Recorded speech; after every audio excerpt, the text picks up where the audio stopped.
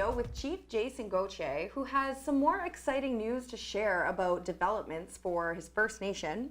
So, Chief, one of the things you were working on while I was working for you guys, actually an issue pretty close to my heart, is reinstating the passenger train that ran from Sault Ste. Marie to Hearst that was canceled in 2014. It was deemed no longer remote enough by Harper's government. So this has kind of been an uphill battle. I can say that, and I think that you can definitely speak for that as well. Spent the last however many years working on this initiative. But I hear that we have some new information that is going to speed the process up a little bit. Can you share that with us? You sound excited about it too. I am excited about it. I think that we've been working with Transport Canada, even though Transport Canada, there's been some challenges, getting the reinstatement through financing, but they've been helpful in the way that we've been plugging away on getting a rail operating certificate, which we have now. The exciting news about that is that there has been, I've confirmed that there has never been a First Nation to ever own a rail operating certificate in the province of Ontario. Right. So, working diligently with some lawyers and some consultants, we were able to complete the safety management system, and then right into the rail operating certificate, in which we received, I think it was about 2 or 3 days ago. So, very exciting news that we have that rail operating certificate. Now it's getting the funding to get it back up and running again, but anybody that knows me knows that I'm resilient and very tenacious. So we're gonna keep plugging away until we get that service back up and running, knowing if its importance to both Sault Ste. Marie and to Hearst and all the communities in between. So for people who don't know, what's the significance of actually getting this rail operating certificate in terms of the whole project? For sure, it's a recognition that that there is an ability to and a certain level of competence to run a passenger service.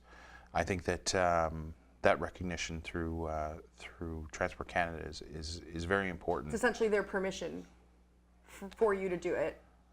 Well, I mean, the rail line itself is still run by CN. It's still the permission to actually run the train, but the ability to run the train is based on our ability to get a rail operating certificate and make sure that's done through our safety management systems too. And so that phase of the project has been accomplished. What's next? I think that, like I said, there's a lot of lobbying that needs to be done. I think that we've had a lot of support from CAPT, which is the Coalition for Algoma Passenger Trains. That's correct. There's been a lot of support from them for helping to lobby for the funds in order to do that.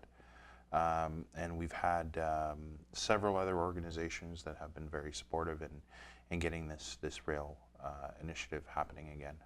And we talked briefly before about the reserve that your First Nation has recently been granted by the government. How does this project, or should I say, does this project with the train, do they complement each other in any way? Do they come hand in hand? And I mean, it's the job development, the infrastructure.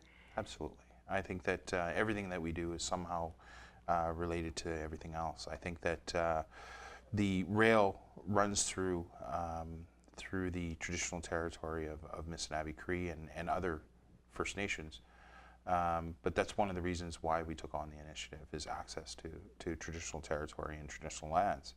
But also there's an economic development component to that I've spoke to in the past, and the importance of being able to access sites and partnerships that we have up the way. North. So there's definitely opportunity there for those things to kind of work symbiotically. That's correct. All right, well, thank you so much again for coming in, and we wish you all the best on the initiative to get the Bear Train up and running, and with all of the development with your First Nation.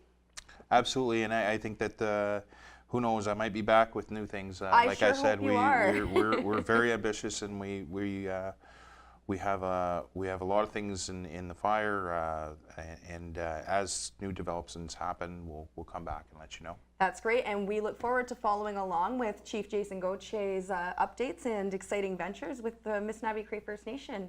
Stay tuned for more news.